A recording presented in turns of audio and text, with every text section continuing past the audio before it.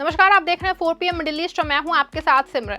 4 PM के channel पे हम आपके लिए लेके आते हैं खाड़ी देशों से जुड़ी जरूरी जानकारी और रोचक कहानियां। साथ ही हम दुनिया की तमाम बड़ी खबरों को आपके सामने पेश करते हैं। इसी कड़ी में आज हम बात करने वाले हैं एक ऐसी खबर की जिसकी दुनिया भर में चर्चा हो रही है। जी हाँ दोस्तों, जब हम अपने घरों में गर्म कंबल ओढ़ के चाय पी रहे होते हैं, उसी वक्त हजारों किलोमीटर दूर गाजा पट्टी में लाखों लोग -डिग्री तापमान में खुले आसमान के नीचे सोने को मजबूर हैं। दिसंबर का महीना शुरू होते ही वहां की रातें जानलेवा हो जाती हैं। प्लास्टिक की टूटी हुई शीशे, फटे हुए तंबू और बच्चे जो ठंड से नीले पड़ चुके हैं। ऐसे में एक उम्मीद की किरण बन के आया संयुक्त अरब अमीरात का सबसे बड़ा सर्दी सहायता अभियान। 195 टन राहत सामग्री, 15 ट्रकों में लद के 2250 नए गर्म तंबू जो पिछले कुछ दिनों से गाजा पहुंच चुके हैं और बढ़ चुके हैं। गाजा एक छोटा सा इलाका है जो भूमध्य सागर के किनारे बसा हुआ है। ये फिलिस्तीन का ही हिस्सा है, लेकिन पिछले कई सालों से यहाँ बहुत मुश्किलें हैं। 2023 में एक बड़ा संघर्ष शुरू हुआ था जिसमें इजराइल और हमास के बीच लड़ाई हुई। इस लड़ाई ने गाजा को तबाह कर दिया। घर उजड़ गए, स्कूल ध्वस्त हो गए, अस्पताल बंद हो गए, लाखों लोग बेघर हो गए। संयुक्त राष्ट्र के मुताबिक गाजा की 66% इमारतें खराब या नष्ट हो चुकी हैं। आज नवंबर में युद्ध विराम हो चुका है, लेकिन जिंदगी अभी भी कठिन है, खास के अब जब सर्दी आ गई है। ठंडी हवाएं, तेज बारिश और बर्फीली रातें लोगों को और परेशान कर रही हैं। ऐसे में संयुक्त अरब अमीरात ने एक बड़ा मानवीय अभियान चलाया है। उन्होंने 195 टन सहायता सामग्री भेजी है, जिसमें 2250 टेंट शामिल हैं। ये 15 ट्रकों से गाजा पहुंचे। ये अभियान ऑपरेशन चिल्ड्रस नाइट 3 का हिस्सा है। इस वीडियो में हम इन्हीं सब पहलुओं से जुड़ी बातों को आपके साथ शेयर करने वाले हैं। सर्दी गाजा के लिए हमेशा मुश्किल रही है, लेकिन इस बार ये और भयानक है।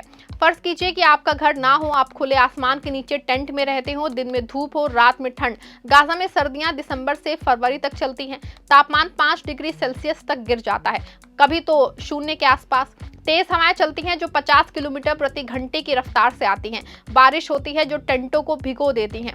नवंबर 2025 में ही पहली बारिश ने हजारों टेंटों को बहा दिया। संयुक्त राष्ट्र के कार्यालय ने बताया कि 15 नवंबर को हुई बारिश से 13,000 परिवारों के घर प्रभावित हुए। पानी भर गया, कीचड़ हो गई। बच्चे, बूढ़े, औरतें सब ठंड से कांप रहे हैं।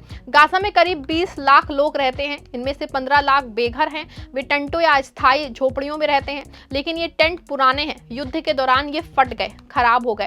संयुक्त राष्ट्र ने चेतावनी दी थी कि सर्दी आने से पहले पर्याप्त टेंट, कंबल और हीटिंग सामग्री नहीं पहुंची। वहीं राइटर्स की रिपोर्ट के मुताबिक सितंबर 2025 से 50,000 टेंट गाजा पहुंचे, लेकिन सिर्फ 14,000 वितरित हुए। बाकी अभी भी रास्ते में अटके हैं। इजराइल की ओर से लगे सीमा नियंत्रण के कारण सहायता ट्रक अंदर घुसते ही लूट लिए जाते थे। युद्ध विराम के बाद चोरी कम हुई, लेकिन अभी भी समस्या है। लोगों की जिंदगी अब बस गुजारा है। युद्ध के दौरान भूखमरी फैली है।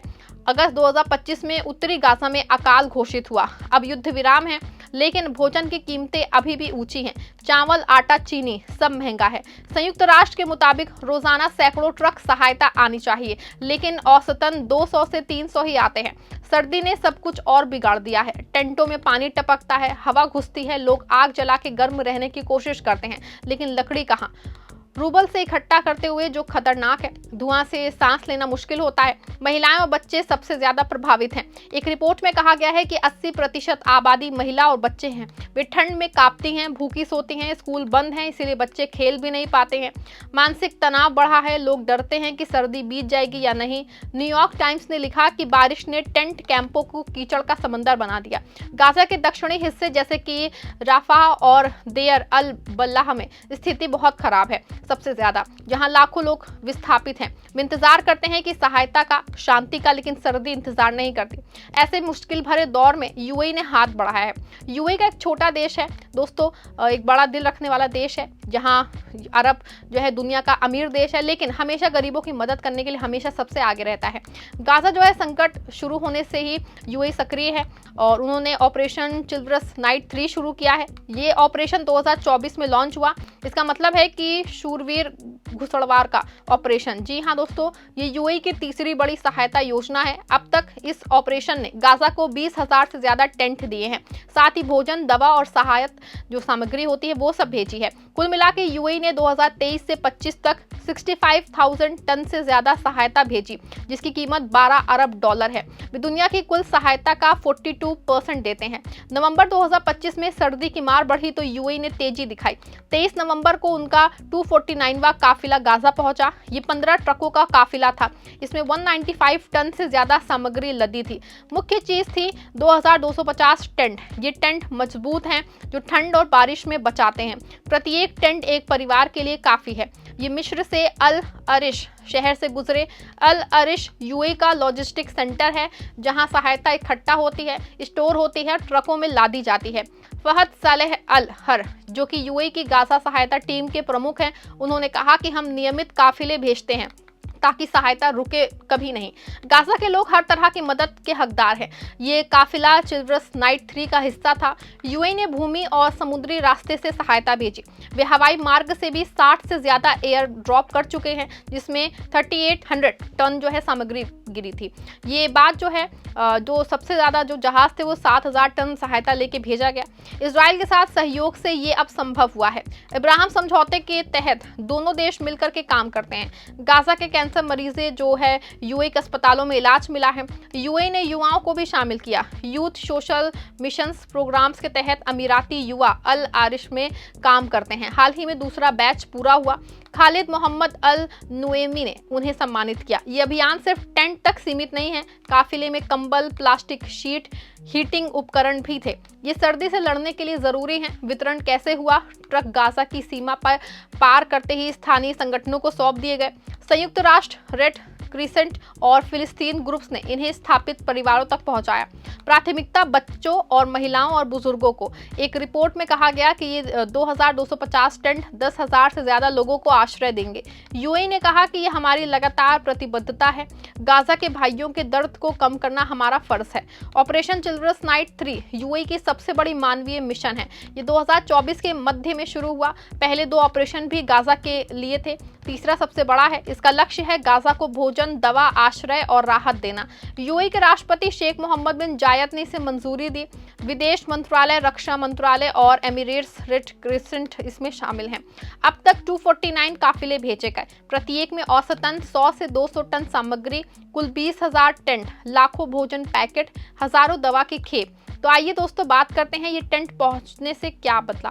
पहले बारिश में लोग सड़कों पे थे, अब 2250 परिवारों को नया आश्रय मिला। एक महिला ने कहा कि टेंट मजबूत है, पानी नहीं टपकता है, बच्चे गर्म रहेंगे। विवरण पूरा हो गया है। 15 ट्रकों ने सामग्री बांटी। उत्तरी गाजा, जहां अकाल था, को प्राथमिकता। संयुक्त राष्ट्र ने सराहना की। यूएई ने वादा किया कि काफिले आएंगे। लोगों का मनोबल बढ़ा। बच्चे टेंटों में खेलने लगे, महिलाएं खाना बनाने लगी, डॉक्टरों ने दवाई बांटी। एक पोस्ट में लिखा कि यूएई की मदद से गाजा में शांति की उम्मीद है, लेकिन चुनौतियां बाकी हैं। चोरी अभी भी होती है, बारिश जारी है, फिर भी ये कदम बड़ा है। यूएई अकेला नहीं, कतर ने 4 लाख से ज्यादा लोगों के लिए टेंट भेजे। मिस्र ने एयर ड्रॉप में मदद की। जॉर्डन ने लैंड ब्रिज बनाया। संयुक्त अरब UNRW जो है रेड क्रॉस सक्रिय। इजराइल ने युद्ध विराम के बाद ट्रक बढ़ाए, रोज 900 ट्रक, लेकिन एजेंसियां कहती हैं अभी कम है। सर्दी अभी जारी है। फरवरी तक खतरा। गाजा को पुनर्निर्माण चाहिए। घर, स्कूल, अस्पताल, शांति स्थायी हो। यूएई ने कहा कि हम जारी रखेंगे। युवा कार्यक्रम से नई पीढ़ी तैयार हो रही है। वैश्विक स्तर पे दान बढ़े, लोग सोशल मीडिया पे जागरूक हो रहे हैं। एक पोस्ट, यूएई ने 828 मिलियन डॉलर दिए। उम्मीद है कि सर्दी बीतेगी, गर्मी आएगी, गाजा फिर हरा भरा होगा। गाजा की सर्दी की मार दर्दनाक है, लेकिन यूएई का अभियान एक मिसाल। 195 टन, 2250 टेंट, 15 ट्रक, ये सिर्फ आंकड़े नहीं, जिंदगियां हैं। चिल्ड्रंस नाइट 3 ने दिखाया है कि मदद से दूरी मिटती है। यूएई की तरह हम सब मिलकर काम करें। गाजा के लोग मजबूत हैं, वे सर्दी झेलेंगे, बस थोड़ी सी मदद चाहिए। तो दोस्तों इस वीडियो में फिलहाल के लिए इतना ही। अगर आपको वीडियो पसंद आया है, वीडियो को लाइक शेयर करें। हमारे चैनल 4PM मिडिल ईस्ट को सब्सक्राइब जरूर करिएगा।